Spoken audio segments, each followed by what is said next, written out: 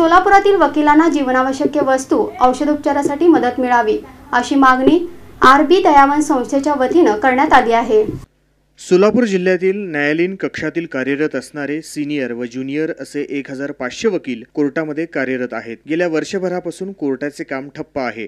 Online प्रक्रिया चालू असल्यामुळे सोलापूरमधल्या वकील लोकांना काटकसरीचे जीवन जगावं लागत आहे। त्यामुळे वकिलांना औषधोपचारासाठी आर्थिक मदत तसंच लसीकरण करण्यात यावं अशी मागणी आर.बी. दयावान सामाजिक संस्थेच्या वतीने करण्यात आली आहे। याबाबत जिल्हाधिकारी यांना निवेदन देण्यात आलं आहे। सोलापूर जिल्ह्यातील न्यायालयीन कक्षामध्ये कार्यरत असणारे सिनियर आणि ज्युनियर असे 1,500 वकील आपल्या सोलापूर कोर्टामध्ये कार्यरत आहेत। पण अद्याप वर्ष पूर्ण झालेलं आहे। कोरोनासारख्या महामारीमुळे सर्व कामे ठप्प असल्याने कोर्टाची कामे 1 वर्ष झालं बंद असल्याने जो ऑनलाईन प्रक्रिया चालू झालेली आहे, पण जिथं जे ज्युनियर वकील आहेत, जे शिकणारे तसेच सिनियर अशा सर्व वकिलांना काटकसरीचे जीवन जगावे लागत आहे। त्यामुळे आम्ही आत्ताच जिल्हाधिकारी साहेब आणि अन्न पुरवठा विभाग यांना निवेदन देऊन निदर्शनास आणून देण्याचे काम हे आर.बी. दयावान संस्थेच्या मार्फत करण्यात आले आहे। कारण त्यांना जीवनावश्यक वस्तू, आर्थिक मदत आणि औषधोपचार करून